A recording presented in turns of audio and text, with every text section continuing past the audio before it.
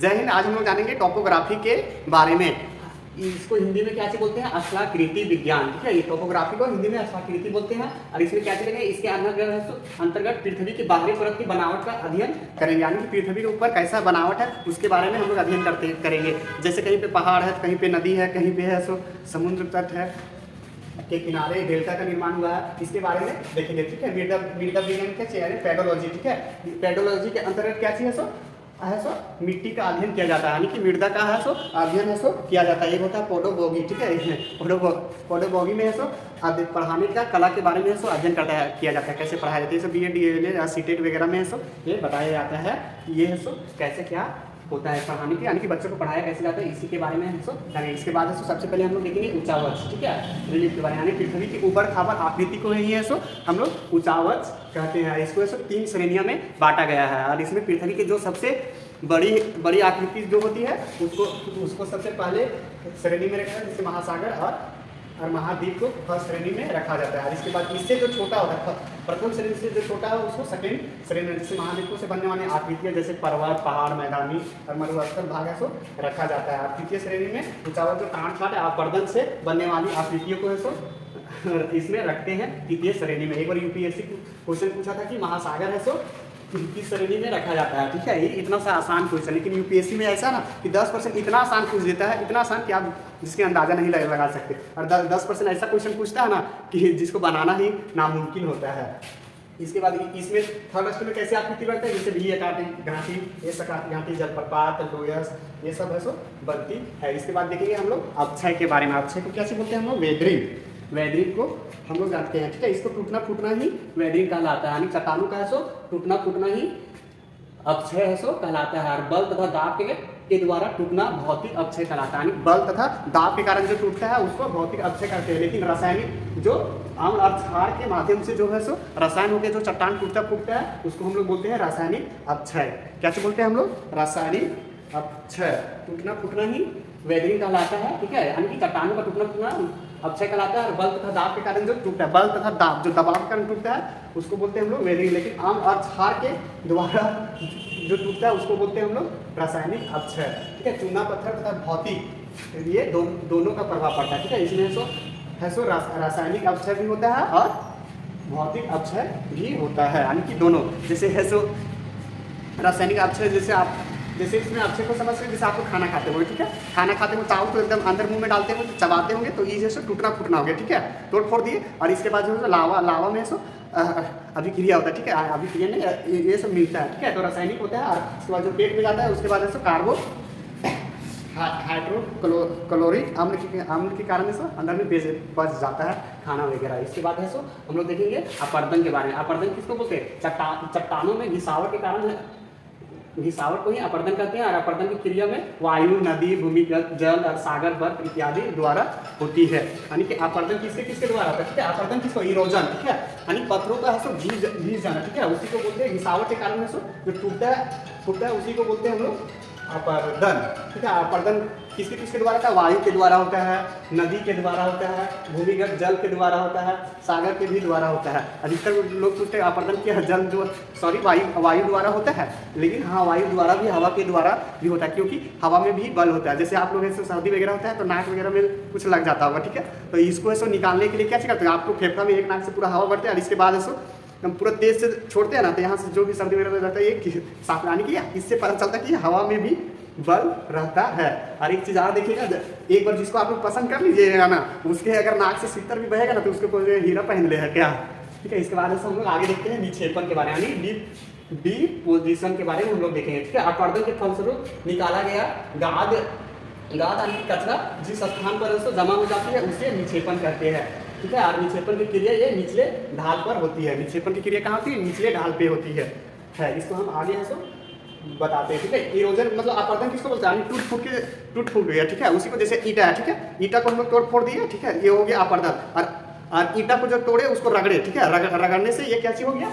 ये है सो अपर्दन। ठीक है, और जब रगड़े और जो जमा हो रहा है एक जगह उसी को बोलते हैं हम लोग नीचे के बाद हम लोग आगे जानेंगे नदियों की अस्थाकृति के बारे में, यानी कि जो नदियों द्वारा जो अस्थाकृति बनाया जाता है उसके बारे में देखेंगे, ठीक है। और यानी कि उद्गम किसको बोलते हैं, जहाँ से नदी निकलती है उस स्थान को उद्गम बोलते हैं। और संगम किसके बोलते हैं, जहाँ दो नदियों का मिलन होता है उस स्थान को हम लोग बोलते हैं संगम। और इसके बाद है सो मुहाना किसको बोलते हैं, जहाँ ऐसे नदियाँ है सो सागर तट पे है सो जाके मिलती है, समुद्र में मिलती है, उस जगह को हम लोग बोलते हैं मुहाना, ठीक है। और ये है नदियों की 3 अवस्थाएं पाई जाती है। और तीनों अवस्थाएं क्या चीज़ होती है, इसके ढाल यानी कि ढाल के कारण, यानी कि नदियों में पानी का जो बहाव होता है उसकी शक्ति किस टाइप में है उसी को हम लोग देखते हैं, ठीक है। ये युवा अवस्था में, ठीक है। युवा अवस्था में नदियाँ कहाँ रहती है, यहाँ पर्वत से जब निकलती है नदी, ठीक है, पर्वत से निकलती है उसी समय से ये बहुत सारा पर्वतीय है सो ढाल होती है, केवल यहाँ पे अपर्दन करती है, ठीक है। अपर्दन करता है पूरा है सो पत्थर को जब ऊपर से निकलता है पर्वत से नदी तो पत्थरों को एकदम पूरा तोड़ते फाड़ते आते हैं, और ये केवल ऐसे क्या करती है, ये है सो अपर्दन करती है। और प्रौढ़ावस्था की मेच्योर में, ठीक है। जैसे आप लोग युवा अवस्था में कुछ भी ये इसमें बहुत ज़्यादा है सो पानी का ढाल होता है, जैसे आप लोग भी युवा अवस्था में होते हुए कोई भी एकदम कुछ हो कि देख लो एकदम पूरा एकदम लड़ाई झगड़ा पर तुरंत उतर जाते हो, लेकिन ये सब बहुत गलत चीज़ है, ठीक है। गुस्सा और ईगो को कंट्रोल करो, बहुत आगे तक जाओगे।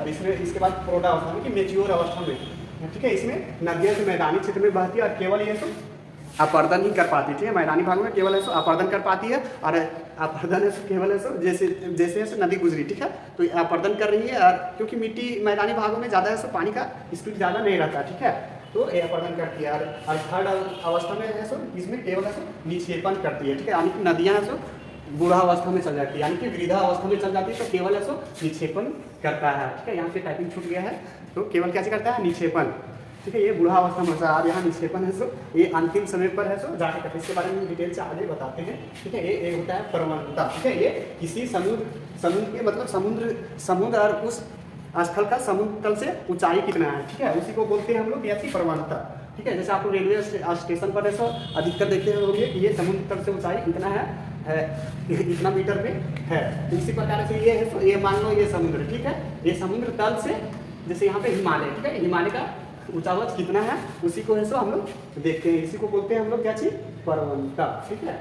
इसके बाद से हम लोग आगे प्रवणता जितनी अधिक होगी ढाल उतनी ही अधिक होगा, मतलब कि ये जितनी ज्यादा है सो समुद्र तल से ऊंचाई अधिक होगी उतनी ही है सो एकदम स्पीड पानी का सो बहुत ज़्यादा होगा, ठीक है, उतना ही ढाल ज़्यादा होगा तो ऑटोमेटिक है कि पानी की स्पीड है सो बहुत ही ज़्यादा स्पीड से नदियों की शक्ति उनकी प्रवणता पर ही मिलती है, यानी कि जो नदियों में ताकत होता है जो उसकी ढाल पे ही निर्भर करता है, ठीक है, ढाल पे ही निर्भर करता है, क्योंकि ढाल जिस हिसाब से रहेगा उसी हिसाब से पानी है सो जब पहाड़ों से निकलती नदियाँ तो जब उसमें देखते हो कि आप लोग बहुत ही स्पीड में ढाल है सो होती है, लेकिन जब वही कुछ आगे हो जाती है मैदानी भाग में तो पानी का स्पीड कम हो जाता है, उसी को बोलते हैं प्रौढ़ावस्था में, मेच्योर अवस्था में। जब ये नदियाँ से अंतिम यानी कि मुहाना तट पर यानी समुद्र से जब मिलने वाली नदियाँ होती तो उसके पास बहुत ही कम पावर बढ़ जाता है, यानी कि ढाल नहीं होने के कारण इस नदियाँ में ये वृद्धावस्था में हो जाती है। इसके बाद हम लोग देखेंगे छिपिका के बारे में, ठीक है। ये नदियाँ जब पर्वतीय क्षेत्र पर होती है तो यह मुलायम चट्टानों को काट देती है किंतु कठोर चट्टानों को नहीं काट पाती है,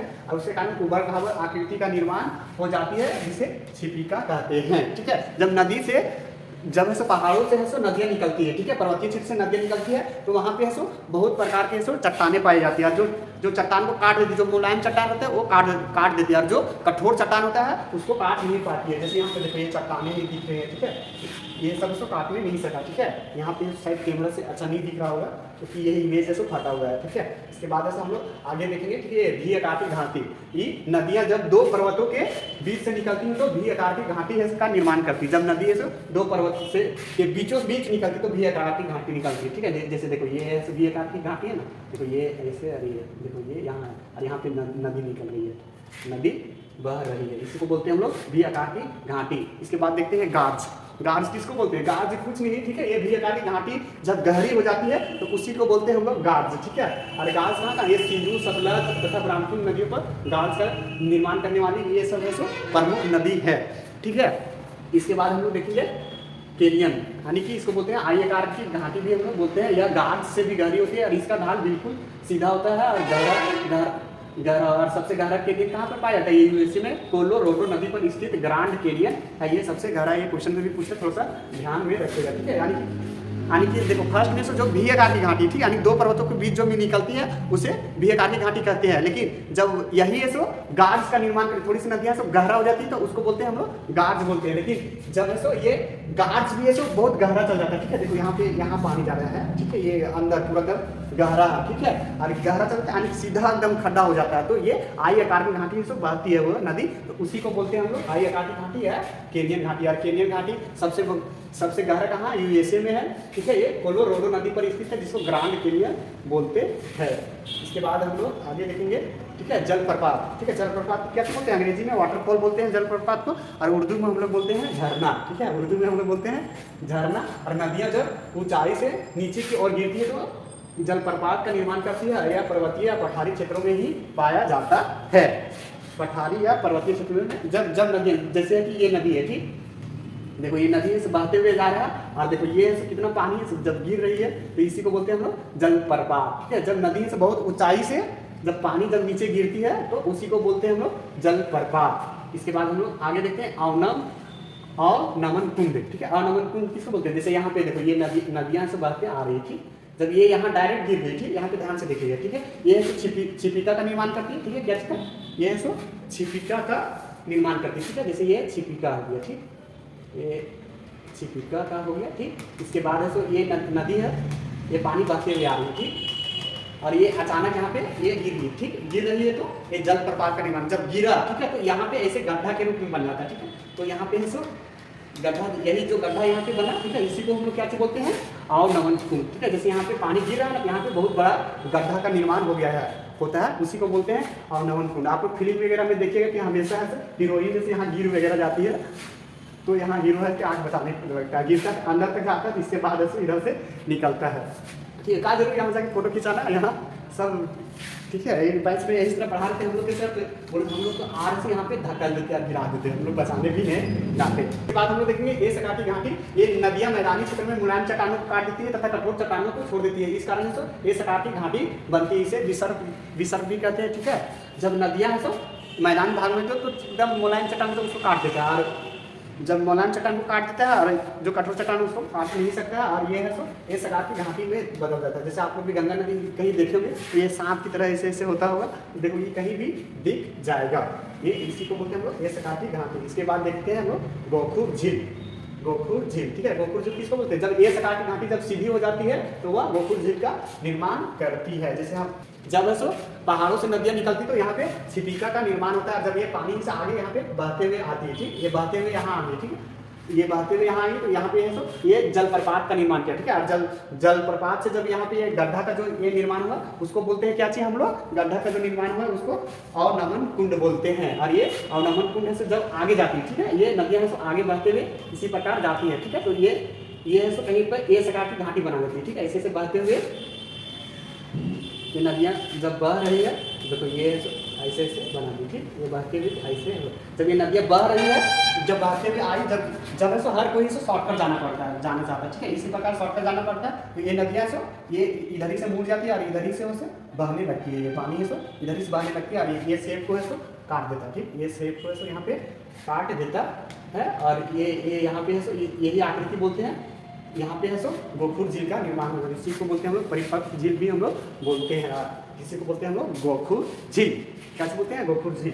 इसके बाद हम लोग आगे देखेंगे तटबंध क्षेत्र, ठीक है, तटबंध क्षेत्र किसको बोलते हैं, मैदानी क्षेत्रों में नदियाँ से अपने किनारे पर एक सिल्ट को जमा कर देती है, इसी को तटबंध क्षेत्र, सिल्ट को ही हम लोग कचरा वगैरह जो नदियाँ से अपने द्वारा बहा के कचरा लाया जाता है वो है सब नदियों के किनारे है सब इधर है जमा कर, जैसे नदी किनारे ये सब इधर जमा कर दी है तो इसी को बोलते हैं हम लोग तटबंध क्षेत्र। इसके बाद हम लोग देखते हैं नदी द्वीप, ठीक है, जब नदियाँ अपने बीच मार्ग में सिल्ट को जमा कर देती है, ठीक है, सिल्ट मतलब कचरा को मार्ग में जमा कर देती है, उस द्वीप का एक तो नदी द्वीप का निर्माण होता है, और विश्व का सबसे बड़ा नदी द्वीप कौन सी है, मांजुली है, जो ब्रह्मपुत्र नदी पर असम में है, ठीक है, असम में है। देखो यहाँ पे जब नदियाँ बह रही थी उसी मार्ग में सो कचरा वगैरह को जमा कर देते हैं, और उससे जो बनने वाले द्वीप होते हैं उसी को हम लोग बोलते हैं नदी द्वीप। इसके बाद हम लोग जानेंगे वितरिका किसको बोलते हैं, ठीक है, वितरिका नदियाँ सब मुहाने पर पहुँचती तो ढाल कम हो जाती है, जिसमें नदियाँ हैं जो कई शाखाओं में बट जाती है, उसी को हम लोग बोलते हैं वितरिका। जैसे कि देखो यहाँ पे एक नदी आ रही है, ठीक है, ये नदी आ रही है और ये नदियाँ तो कई शाखाओं में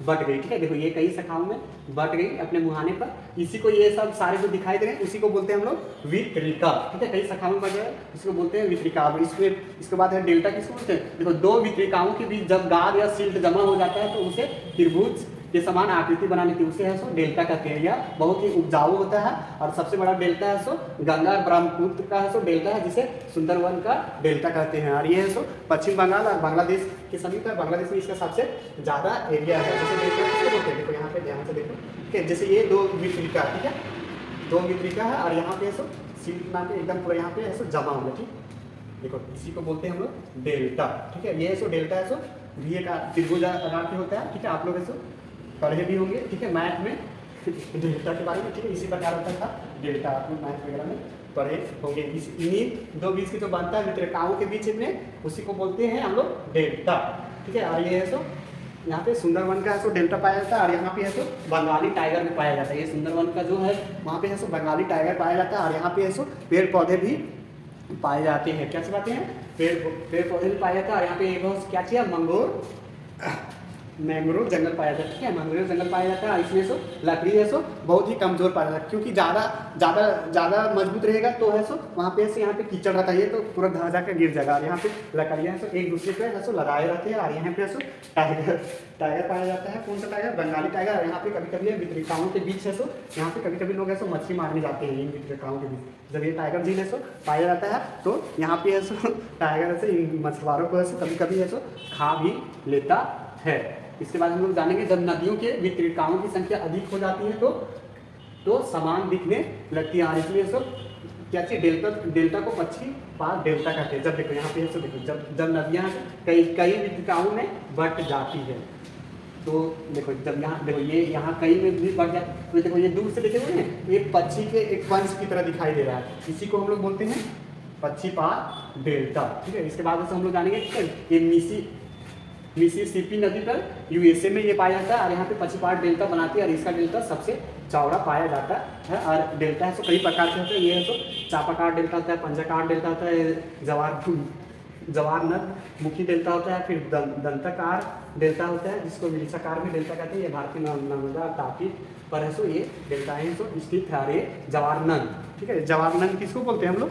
जब है सो पहाड़ मिल जाता है, ठीक है। देखो जैसे यहाँ पे है सो नदियाँ से जा रही है और यहाँ पे है सो दोनों साइड से पहाड़ जैसे मिल जाता है, ठीक, ये पहाड़ है सो मिल जाता है, ठीक, ये पहाड़ है सो मिल जाती है। तो ये नदियाँ है सो इतना बुरा अवस्था में हो जाता है कि ये खुद के कचरा को भी है सो ले जाने नहीं सकता और यही खुद को जमा कर देता है। यानी कि लोग जवानी में यही नदियाँ हैं सो एकदम पत्थरों को काट उठ के एकदम पूरा है सो आ रही थी यार, लेकिन जब ये बुरा अवस्था में पहुँच गया वृद्धावस्था में तो ये है सो अपना ही कचरा है सो खुद उधर समुद्र में नहीं मिलाने सक रहा है। और यही है सो ये सारे जो है सो यहाँ पे सो गिर जाते हैं, ठीक है, ये समुद्र में गिर जाते हैं, ठीक है, जैसे ये यहाँ पे गिर जाते हैं, ठीक, गिर जाते हैं। तो यहाँ पे सो जितने भी गिरते हैं ये सभी उसी को हम लोग बोलते हैं क्या चीज़, जवारनद, ठीक है, जवारनद कैसे बोलते हैं, जवारनद यानी कि इसको अंग्रेजी में एस्टुअरी कहते हैं। जब किसी नदी के मुहाने पर पर्वत खड़ा हो तो नदियाँ अपने सिल्ट मतलब कचरा सिल्ट को जमा करके किनारे में वितरिका बनाकर नहीं निकल सकती है, क्योंकि दोनों के किनारे पर